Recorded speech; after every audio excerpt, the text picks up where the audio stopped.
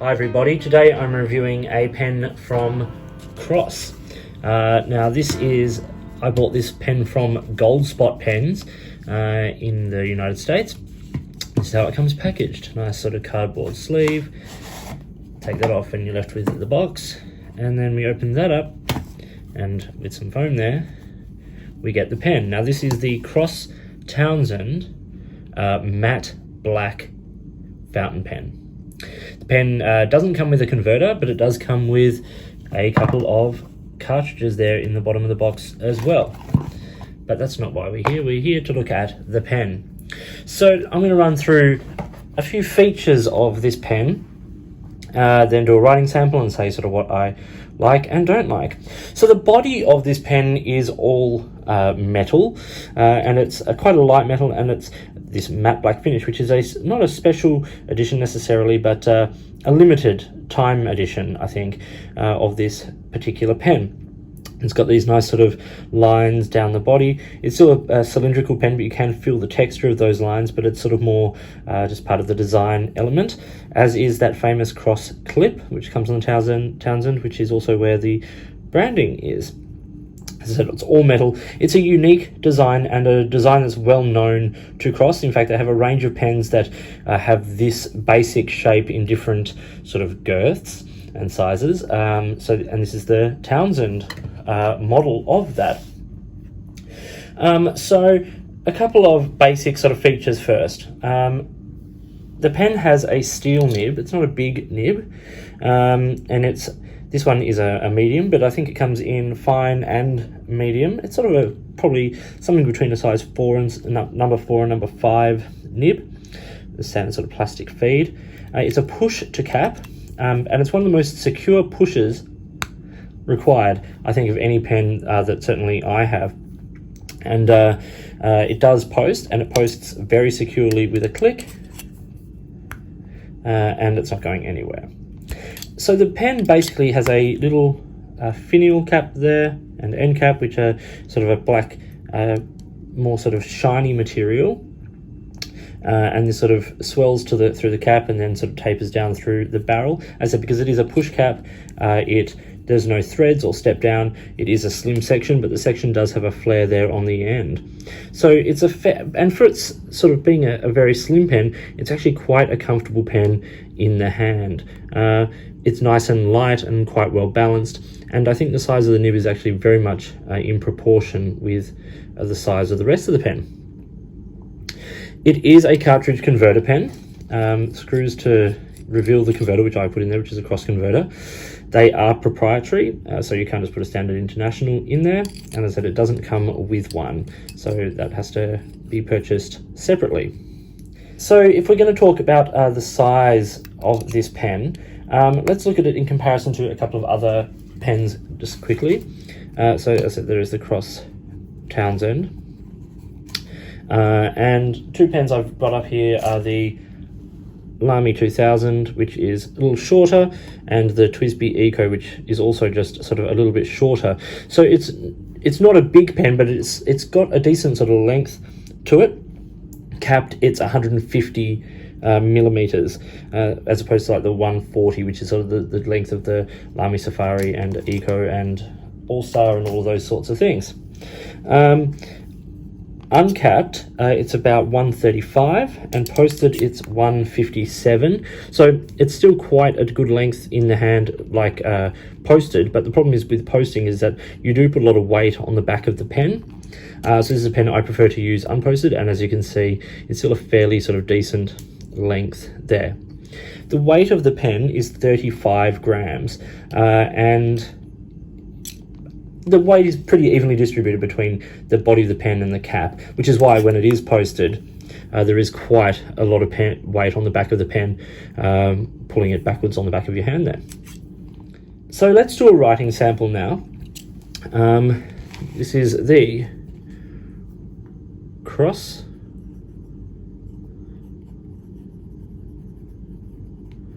Townsend. This is a medium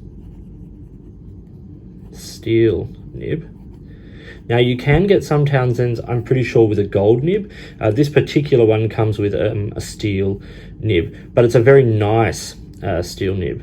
The ink here is a Andy Warhol pop art purple, and that is from the Birmingham pen company.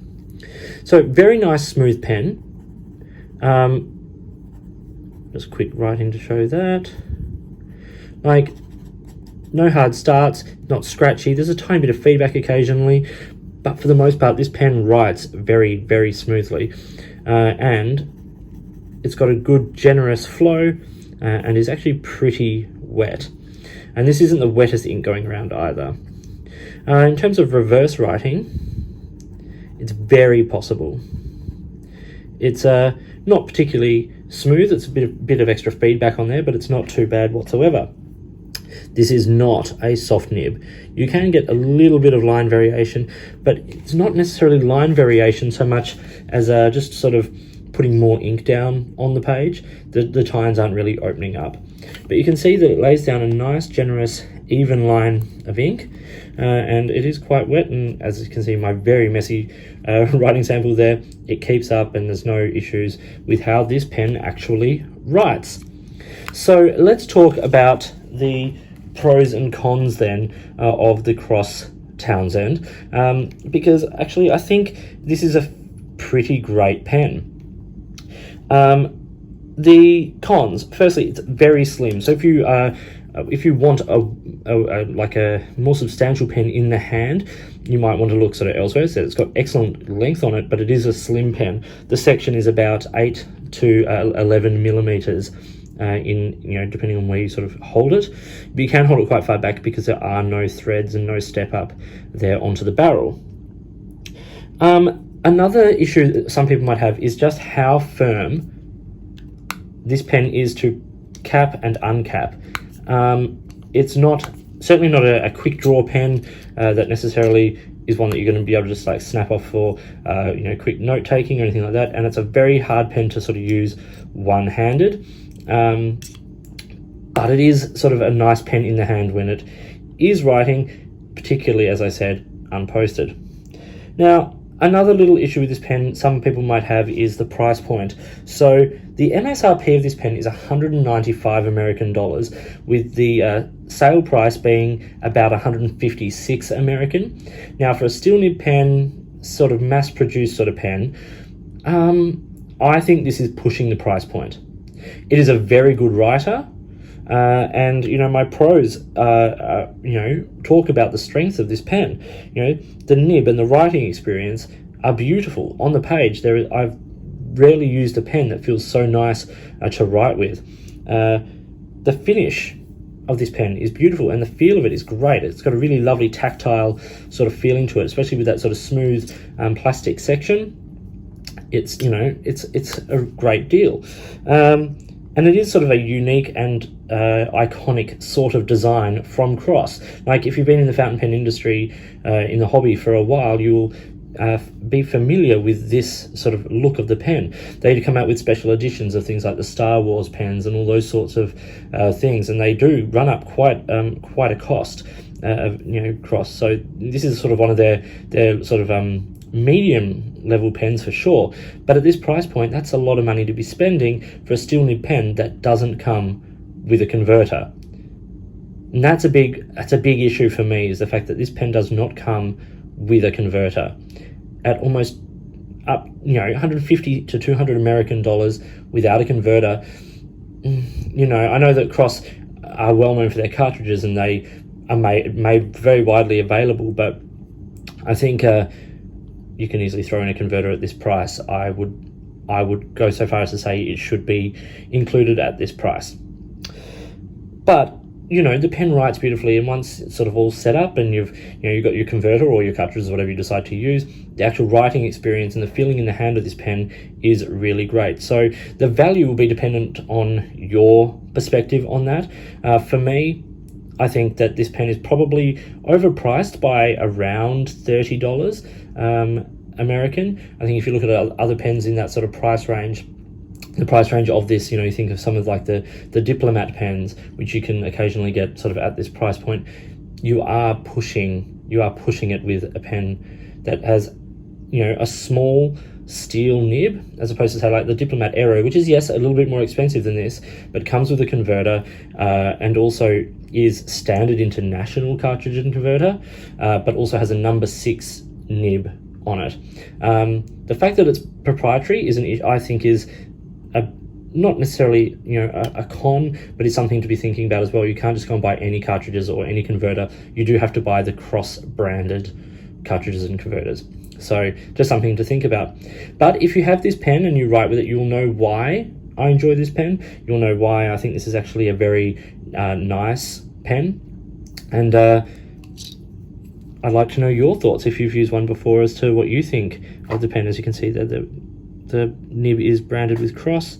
You can't eyedropper this pen or anything like that, of course, it's all metal, but those things sort of go without saying at this point. So yes, this is the Cross Townsend in the matte black, a beautiful looking pen, a lovely writer, but I think at the price point maybe a little overpriced. I hope you found this video interesting and useful. If you did, give it a thumbs up and subscribe to the channel. Hit the notifications button if you want to stay up to date with the videos that I produce. Please feel free to get in touch using any of the platforms listed below. You can find me on Instagram or Twitter at @the_offstage_me, or you can contact me in any of my videos here. If you'd like to support the channel by sponsoring a review or providing an item for review, or if there's a product you think I should be looking at, get in touch and let's see what we can do. In the meantime, enjoy your pens, enjoy writing, and I'll talk to you later.